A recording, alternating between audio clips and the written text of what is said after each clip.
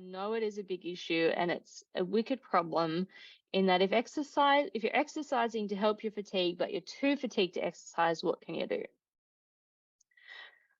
Well, the management of cancer-related fatigue guidelines, first of all, say deal with anything else that might be contributing to fatigue that is modifiable, with the view of then be able to create enough energy to participate in exercise.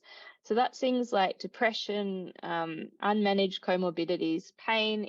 If you can seek treatment for them, it can help create the space to be able to focus on exercise if those things are an issue for you. Consider physical activity and reductions of sedentary behavior versus exercise. So being able to do a little bit of light activity based on where you're at. So for you, that might actually be standing up every now and then. That might be where you're at. It might be going to the letterbox and back. You don't have to jump straight away into an exercise regime. Have a tailored exercise program and recognize that it might be non-linear. So it's not necessarily going from completely deconditioned to a super fit superstar in a very linear pathway. You might have good days and bad days, and you might be doing different sorts of exercise on those days, and that's okay. Try some less effortful interventions. So there are other interventions for fatigue. You probably have looked into this yourself. When I looked at the research literature, it seems that these four had some level of evidence. I think there's been 6 randomized trials, for example, on music therapy for people with blood cancer, all in the States.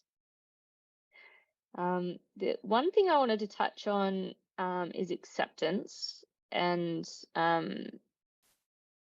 it's based on some work I've done with acceptance and commitment therapy, which is a good psychological therapy if you're dealing with things that are really outside of your control in some sense. So, for example, we do some work with farmers who are experiencing drought. So they have really good coping skills, but they can't do anything about the drought in terms of changing that. What can they do? The same thing we can apply for things like cancer-related fatigue. So it's not just accepting it and being helpless, but it's being able to be present and not fighting, trying not to have the kind of battle with yourself around feeling fatigued and just accepting that feeling. And there's been some research with hematological cancer patients that showed that the severity of fatigue didn't differ, but the impact on life differed depending on whether people had high or low acceptance of their fatigue. So this is just a taster, and I guess a cue to say there might be some psychological support that's available that you can do in conjunction with an exercise program that could help you get to a point where exercise is more feasible.